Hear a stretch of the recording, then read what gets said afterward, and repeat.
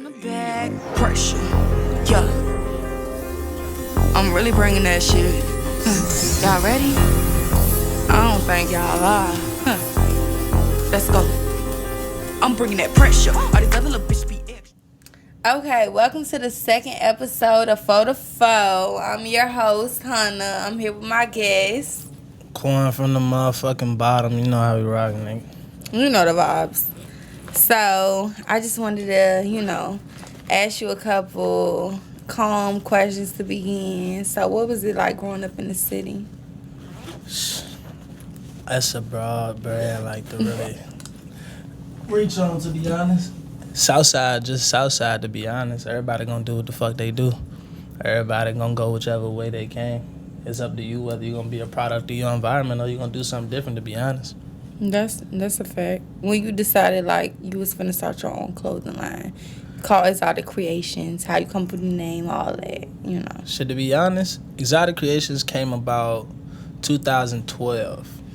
I think I was probably like my freshman year of high school, back when T-Mania was popping. When everybody started printing their t-shirts and all that shit, I had did some shit called Exotic Creations due to some other clothing lines like Robotic Love, etc., etc. But I was too young to really meet manufacturers or push that shit further and really know the paperwork and shit that came with it. So I had to leave it alone, but end up picking it back up when I came back home. Alright. So how long was you away from home? I left here 2016, 2 years in college. Came back, locked up for like 6 months, and then got out and went straight to the military for like 3 years. What made you get out of the military? Shit, it was either take a plea deal or go to the military because I was 18. Wow. So I was just entering adulthood. So they gave me a choice. When I got locked up, it was 6 felonies. So goddamn, the reason the Jones had dropped because when they kicked in the crib, my name wasn't on the lease. So everything had to get thrown out the window because they charged me with everything that was inside of the Jones. Long story short, they gave me a choice. It's either I can sit and fight it or I go to the military.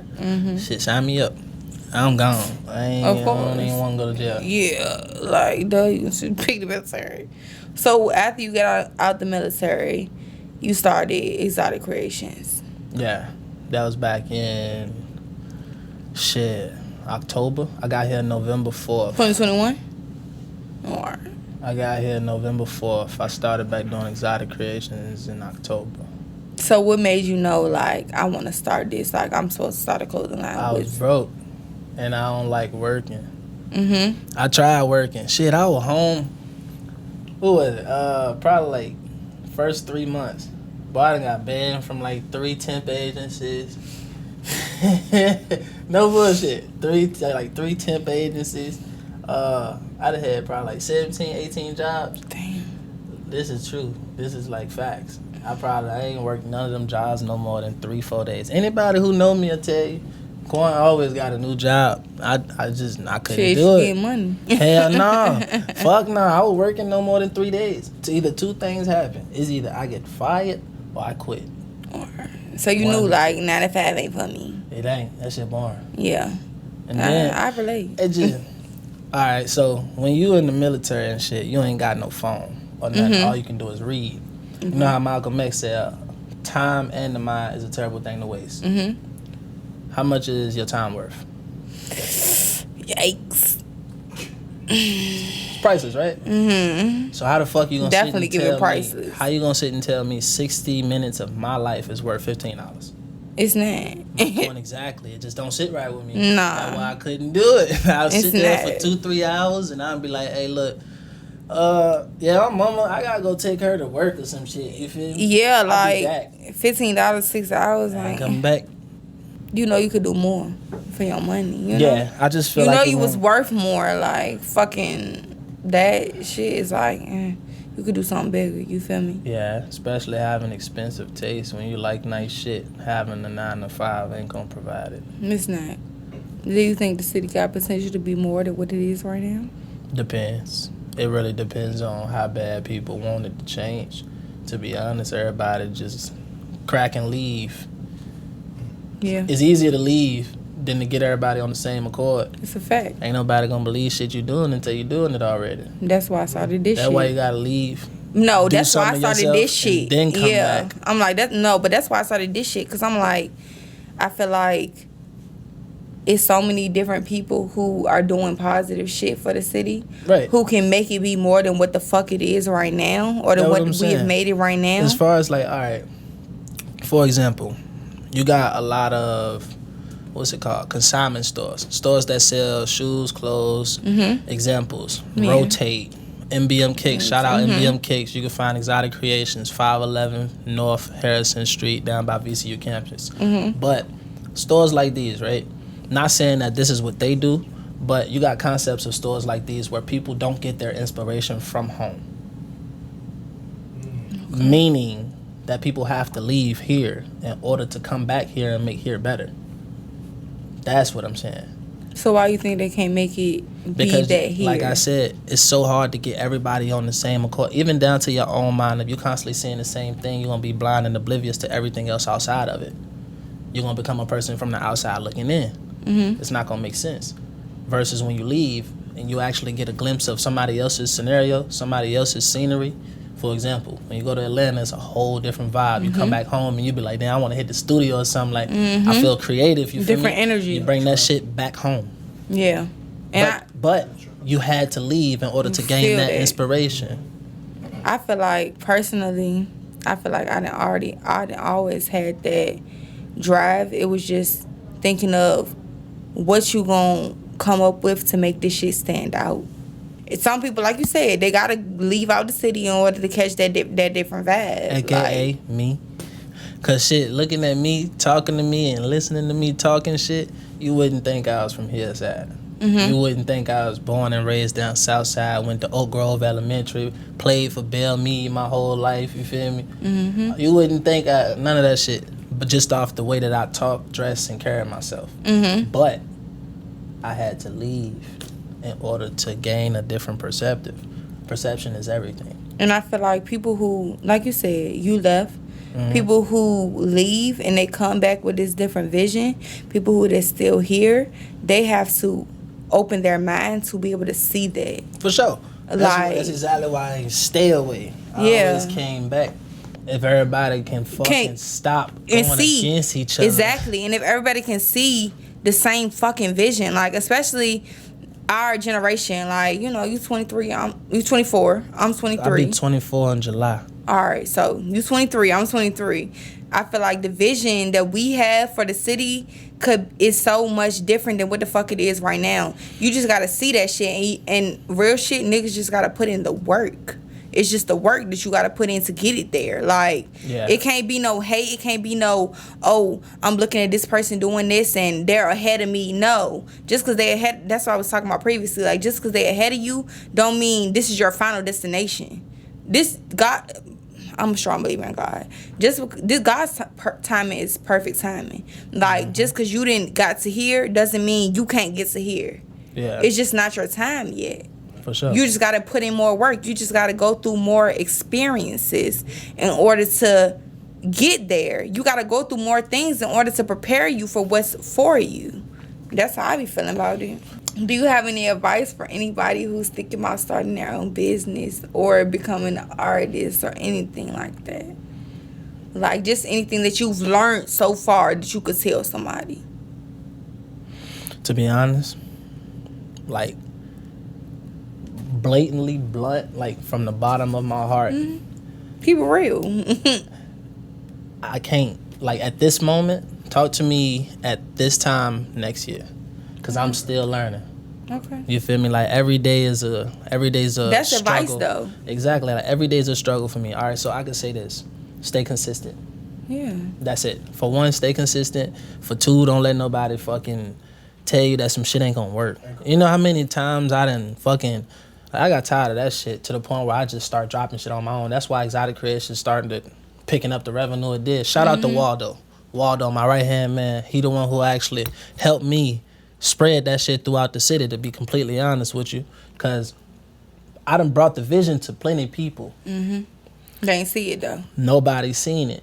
But when I brought it to Waldo, mind you, I came home, I had probably $200 to my name. I spent that $200 on backwood sweatsuits. Probably paid like $8 a sweatsuit. I got like 80, 90 sweatsuits. I sold each sweatsuit for $85. Sold out the same day. Period. Took all of that money and invested it into what I wanted to do, Exotic Creations. Waldo turned up. You feel me? He already had his bag. He believed in what I was talking about, and he put up money towards it. That's all. On top of the money that I had. Yeah. So then he had his inventory. I had my inventory. I don't go across the water. He go across the water. Okay. He's spreading that shit all over there. I'm spreading that shit all over here. So now it's the best of both worlds. Yeah. For sure. Nobody thought that. Me and him didn't think it was going to be selling out 100 to 200 sweatsuits in 2 days. Yeah. I definitely didn't. And just like, stay consistent. Because I done fucking brought the mock-ups and all kinds of shit on people, and nigga tell me, bro, that shit ain't gonna work, bro. That shit don't look right. Bro, that shit da-da-da-da. Like, that shit just too much. Believe in yourself. Fuck what anybody else gotta say. And when I dropped it, now all of a sudden everybody try to argue and haggle your prices. Also, another thing, stand firm. If you believe in it, your friends and family should believe in it too. Ain't no way in hell somebody should be calling themselves your friend but come to you with 70% of what your product costs just because they think they're your friend. That's not a friend. They don't respect you nor your business. That's the way I look at it. Look at it as if my sweatsuit costs $120, right? I got a 3-year-old daughter. My daughter eat, sleep, do everything. Got to need a roof over her head, have shoes. She growing every single day, you feel me? I got to take care of her on top of myself, on top of making sure her mother's straight. You pretty much telling me, fuck my household. When you come to me and my sweatsuit $120, and you come to me and you be like, bro, I can't get it, 89. That's disrespectful because for one, you gonna go to Foot Locker when them Jordans drop and say, hey, I got $100. Let me bring you $50 tomorrow. You're not gonna leave the store with them shoes. No, you're not. You feel what I'm saying? Let's talk about it. So then, but you can do that to your own family or friend. That's not a friend. No, it's not. It's not. It's not. A nigga can go to another nigga's show they don't even know and pass out from excitement. But when you send them a flyer to come and support you, nigga won't pull up. Exactly. They're not your friend. So just stay firm and actually know exactly who your friends. Be able to pick them out. Be able to pick who's good for you and who's not. And in order to do that, sometimes God say you got 2 eyes, 2 ears, and 1 mouth for a reason. Sometimes you gotta shut the fuck up and listen. And some people niggas will pick themselves out. And some people gotta get cut off. Cause I ain't ready to be with you. Everything will happen in perfect timing, man. You just gotta stay patient and stay consistent also. Facts. So what made you want to start doing music? Like, what made you be like, all right, I'm finna start doing this shit? And then what made you be like, all right, this shit for me? Anybody who from Richmond know exactly who COT is, Circle of Trust. My cousin, Real, Ray, Day, Teasy. I ain't gonna call him by his nickname, what I call him. But them niggas, they had, y'all remember Big 3 and AI? I don't. You ever heard that song? I'm probably old. Fine. I'm probably young. She fine. Yeah, that song and shit. Back when they used to fuck with all them niggas. So back when, a lot of people don't know Real, Lil 2G. That's my first cousin. Like Real Bailey. Okay. That's my last name. We got the same last name. Like my first cousin. When they started doing music back in the day when my pops used to do this thing or whatever, I used to sit and kick it with them niggas around Mosby at their crib. They used to record and who the fuck was out on there? We went to Stone Soul. Yeah, Stone Soul. Don't that start at like 3, 4 in the morning? Yeah, and that shit. But they was VIP type shit. Yeah. Like they got escorted in through the back, security, seen Hurricane Chris, all of them niggas. Like this was way back in the day. But we went through the backstage and shit. So as we went back there and they performed and I'm looking around, I'm like, yeah, I need to be here. I need to be here. Like, this is nice. No bullshit. But I never really took that step. I made a song when I was 9 with them niggas bullshitting around, but I never really took that step because I didn't know how. All I did was watch them. I was fascinated and satisfied by watching them niggas. Yeah. But as I got older, when I got back from the military, when I got back from the military and shit, goddamn, my cousin was still fucking with the studio shit. So I remember him telling me at one point that he had the joint. And I was already recording with my cousin Teasy. Yeah. So goddamn, I come back. My cousin Real come to my house. When he come to my crib, we playing around this, that, and the third. And I can't really get right. Like, I never really sat in the studio by myself and tried to actually make real music. And my cousin, he told me some shit that was real. It was like, to some people it might be offensive. It might be, you feel me, like a little condescending, but it motivated me, to be honest. I didn't take offense to it. What he tell you? He told me, like, when we was in there, we was there for like 2 hours, and I couldn't really complete a song. He packed the shit up, right? But when he packed the shit up, he didn't say nothing. He was just like, he packed the shit up. Because he keep pushing me to keep trying to finish this one song, and I'm like, nah, don't sound right. So then he was like, look, bro, I'm going to tell you this. Come correct or don't come at all. Period. I was tight, though. How old was you? This was like, shit, when I first got back from the military. Yeah, like okay. 8 months ago, 9 months ago. Yeah. You feel me? Goddamn, he told me, come correct or don't come at all. All right. Come with that shit. Damn. Come with that energy. Come with that. But I never really sat in the studio, but that made me think about it. Like, he like, if you're going to do this shit, do it for real. Take your time, do this, that, and the third. Shit. And then I had 2 weeks later, went to the studio by myself. I booked a session. I heard a beat on YouTube. And I don't know how to write, so that was my problem. I still don't know how to write. All I know how to do is freestyle and punch in. So when I go to the studio, dude Nova, he was a little more patient, like laid back dude, you feel me? I record the joint. When I record pop shit on this YouTube beat, I sent it to my cousin. He was the first nigga I sent it to. I was like, yeah, here, look, bitch. Like, that was the first thing I wanted to do. I sent it to him. I didn't think it was going to do the thing it did. And so he was like, yeah, that's it, He gave me the go to keep going forward with it. So then a day later, I had hit up Booth to Streets dude. And I did the Booth to Streets. So when I did the Booth to Streets, I ain't never rapped in front of nobody, promoted no music. I don't even got a damn YouTube account. Yeah. You know, I don't even know how to, like, I learned how to airdrop probably like a couple months ago. Like, this is true shit. Yeah. I'm old school, I'm paper. So when he did that shit went dumb. Like, literally everybody was just like, who the fuck is this nigga? What the fuck? When you start making music, this, that, and the third? So it went like viral through the city, but not further enough for me. So that's when I was like, oh shit, I actually can make music. That shit sound good. So I went to one of these parties, and I went to this party, my boy J Nova, it was on Halloween, and he was just like, yeah, you good to get the mic, bro, da-da-da-da. Mind you, my nigga J Nova is the same nigga who record me, but it's his birthday. Your engineer. It's his birthday, and the party is sold out like dumb. It's like 500 people out there, junk crazy. Like, if you check my Instagram, you can see one of the party junk scenes. And I grabbed the mic.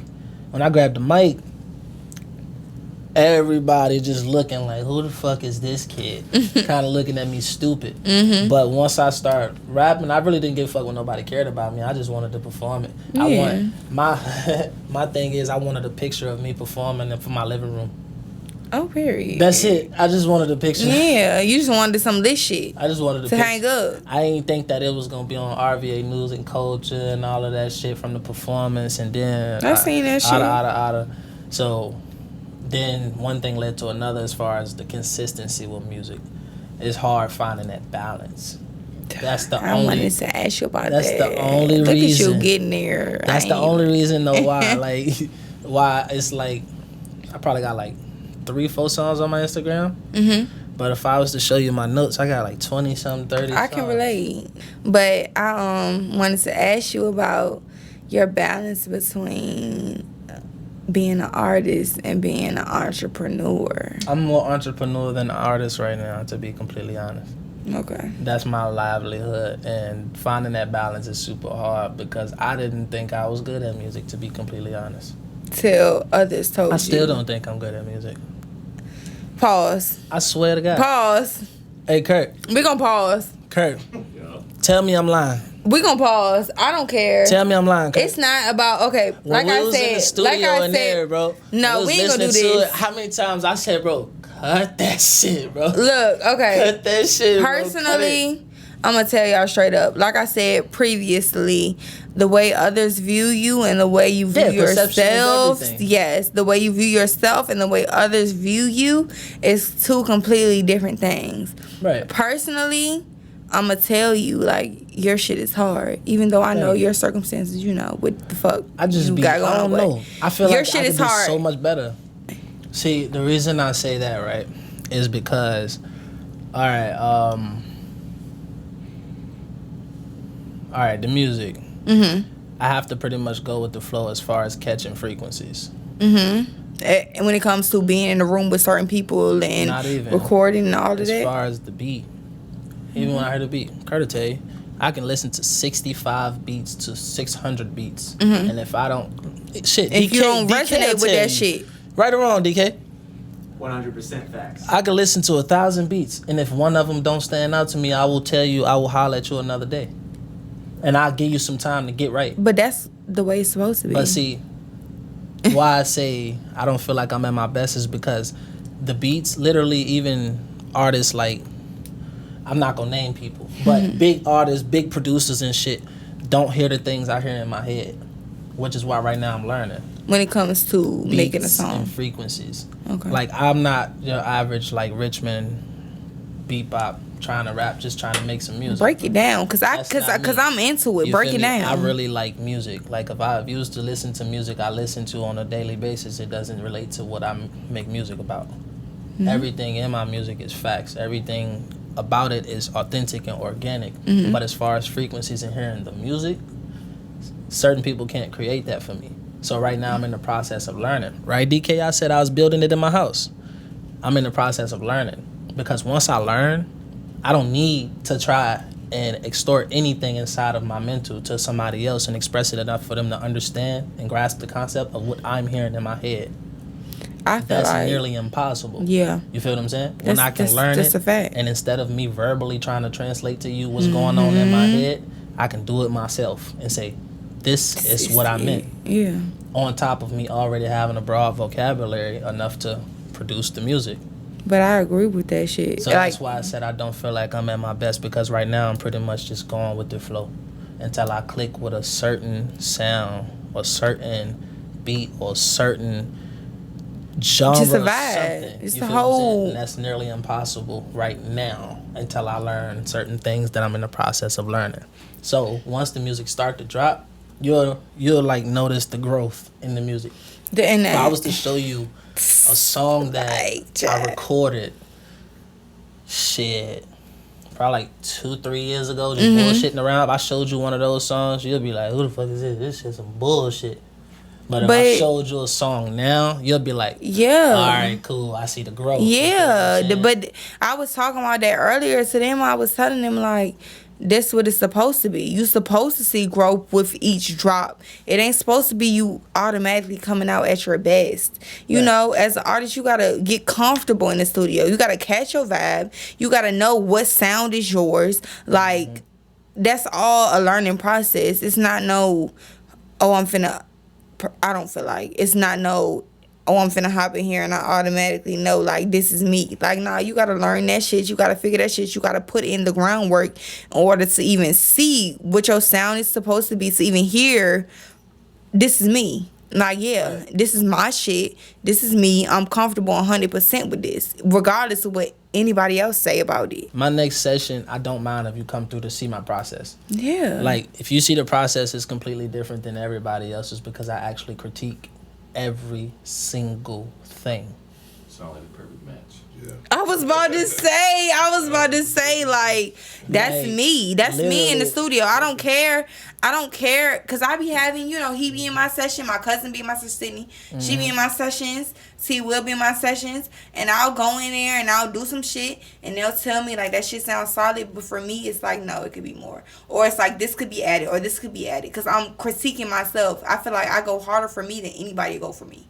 Like, And at the end of the day, can't nobody tell you what you heard in your head. No, they can't. Once And you it's hear it in your head, and if it's it doesn't crazy. match, you That's don't a want fact, it. because from experience, like, just from shit that I done dropped previously, previous shit that I done dropped has no describe me right now when it comes to my artistry, when it comes to me making music. The sound, I have a whole different sound. I just haven't dropped shit yet. But when I go to them and I record some shit in the studio, it's like they'll play it. They're like, oh no, this is good. But for me, it's like, no, this could be done. This could be done. And then I go and do it, and they be like, oh no, it's 10 times better. Like originally, they didn't see the vision. But after I do it, that's when it's like, oh nah, it needed this. It needed this extra stack. It needed these ad libs. Like, it needed this. But they didn't see it before I actually laid it down on the mic. But then after I do it, it's like, nah, it's finalized. This is it. And that's why I feel like I ain't gonna really be my best until I learn how to do a lot of things on my own as far as record myself. I like a lot of the top artists record themselves. You feel me? Y'all here. Tory Lanez. Tell me about he be recording in his house, motherfucking Quan. Everybody got this little foam ball shit. I know what what I'm it talking is. about? Yes. And they do it in their house. Fucking Tusi. Yeah, Tusi be doing that shit. Tusi be recording himself type shit. You feel what I'm saying? When but I it's like, tell you, if I learn how to like rough draft record myself, I feel like I'm not gonna be able to pull the best out of me unless I'm alone. You feel what I'm saying? Yes, you wait. You stressing me out. I really don't feel like I'm gonna be able to pull the best out of me unless I'm alone. Cause it's just like singing in the shower. You stressing me out. Listen. It's just like singing in the shower. I'm about to keep it a You sing in the shower and you by yourself, you gonna be trying to hit them motherfucking notes, boy, ain't you? But when you get in front of somebody, shut completely down. When I tell just like you, the same thing with the studio. Shit. AWOL and I'm gonna tell you by the time I had got into it with a nigga, kicked him out the studio. Because if I don't feel your vibe, you gotta go. Your energy. I was talking about that too, the energy. Like, not even, I feel like you looking at me funny, you gotta go. Energy, hello. Yeah. Like, but you like, know, the vibe. It's your setting. And see, you in the this your setting. 9 times out of 10, I am alone. If I ain't alone, it's either Waldo, Tato, or Trey, or JJ. Yeah. That's the only 4 niggas I really kick it with, or Reem. I feel like that's how it's supposed to be. But and they come through and just get high and pass out on the couch. Yeah. That's all the fuck they do. They just come and smoke all the weed, use all the nigga backwoods. I'm dead serious. Yeah. Just high. So that bitch was hard. That's all them niggas good for.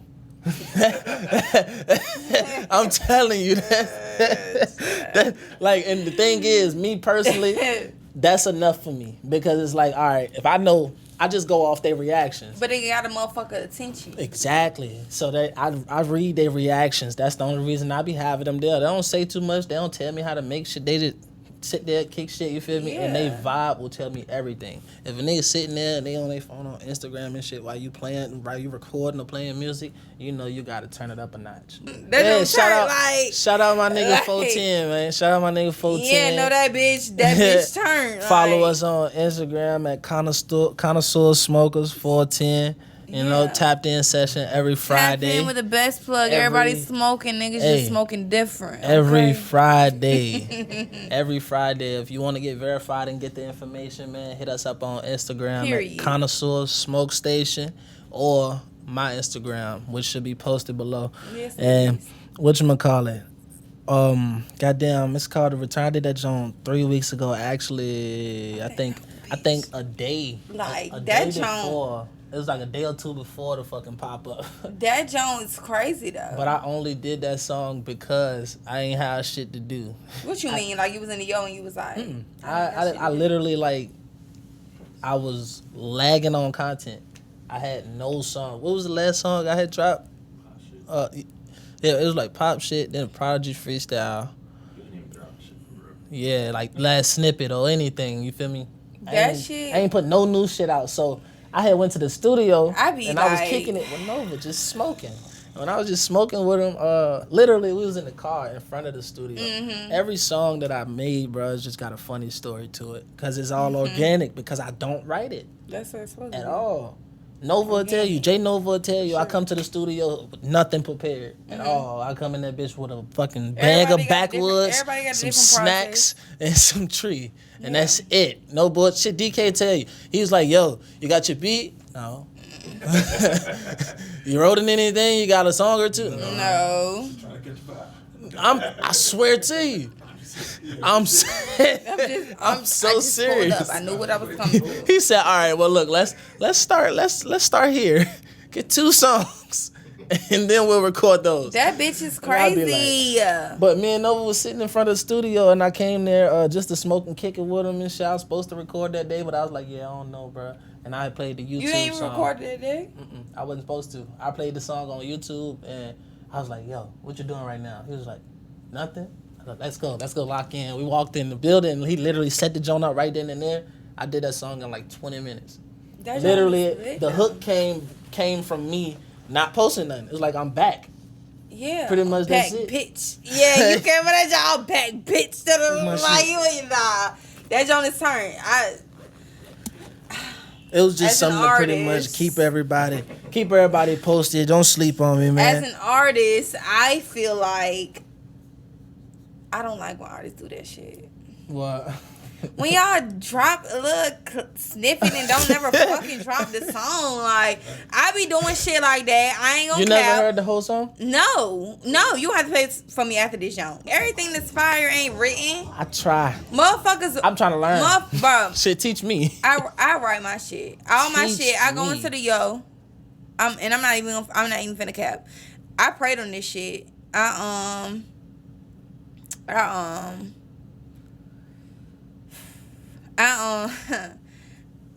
girl Braxton, she was rapping. Who that? Her name, I'm gonna pull her up for you. But her name was Braxton. She passed.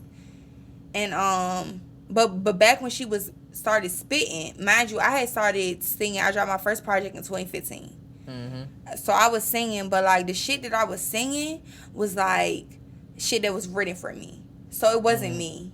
I was basically being coached and directed on everything that I was saying, whether it come for the song to the ad libs to all of that. I was being coached on all of that. Mm-hmm. But like she was rapping and shit, and I always felt like I could sing. I've been singing in the choir and shit like that, but I felt like I want to rap, like, cause singing gave me anxiety. I ain't gonna cap. Like, why? when I had to sing in public Lemonade. or sing in front of people, I got anxiety. You sing in front of people and get anxiety? Yeah, I used to. I thought I was gonna feel like that when I performed my first song, but I smoked a blunt and I used to. Now I'm like, some bullshit. But now, but before I was getting anxiety when I was singing in front of people. But I felt like I wanted to do music, but I felt like I don't want to sing. So I'm like, and when I say she was spitting, I'm gonna play some of her shit from you after this. But she was spitting shit, like, I'm talking about metaphors and shit like that, not just saying anything. Like, it was the metaphors for me. And I used to pray on it like, bruh, I wish I could do this shit. Like, I wish I could rap. I wish I could, because I knew, like, I like to talk anyway. So me talking my shit, that's not going to make me nervous. Right. I'm talking my shit. This is regular. So that's how I used to feel. Like, I wish I could do this. I wish I could do this. And then I started writing my first tape. It was a return. My first tape back. It was a return. I dropped that in 2020, I want to say. 2020 I dropped that jump. And one song on there I was rapping it's called Take Notes. That's not me today. But after I did that jump in the it was like, and I need to rap. Like, what I've been praying for God to give me, like, give me these words to write down, give me this energy. Like, I feel like now at the point I'm at today, I got that. Like, but I feel like it came with going to the studio. It came with believing in myself. It came with me having a vision of where I'm finna be before I'm even there. Like, on some different shit. It ain't just I'm finna do music. Like, nah, it's like, on some, this is for me. Like, I'm door dashing, writing songs type shit as I'm listening to the beat. Like, and I feel like all of that shit comes with time, and it comes in a different time for different artists. Like you said, you ain't writing shit right now, but it's gonna come for you. I don't even try no more. But it ain't. That's what I'm saying. Like, I feel like when it comes for you, it ain't gonna be no. It ain't gonna be no. Oh, I'm trying to write. It just came for you. I've written probably 1 or 2 good songs. What you say? You say is good? I was off Adderall. What you say is good? No bullshit. I'm serious. But your good I and got somebody else ADHD. good might be two different things. Right, but see, I got ADHD and shit. You feel me? smart. So like when I sit down and I write, I sit there, I get to shaking and shit. Now I get Smoke it a fucking blunt. I be like, that's what I do, and then Yeah. the blunt starts smoking me. and you put that shit together. No bullshit. Put that shit together. Man, the blunt starts smoking me. What nigga. you mean? What I mean? What you mean? Rap never get written. Never get written, boy. I tell you, no bullshit. But and I also realized this. You know, everybody process ain't the same. Yeah. So just because I'm over this bitch, because personally, like I said, That's why when they told me, they was like, yeah, man, you got write 2 songs and come with 2 songs. Who I told said, you that? I said, yep, this shit ain't for Who me. told you that? Somebody who ain't for them, who ain't for them, who Man, ain't writing motherfucking hey, shit.